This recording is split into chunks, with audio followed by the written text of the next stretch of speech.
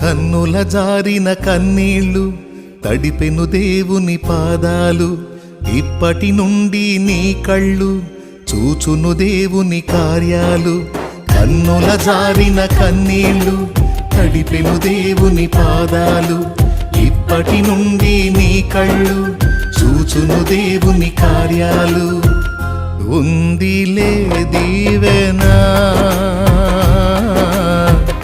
ఎందుక వేదనా,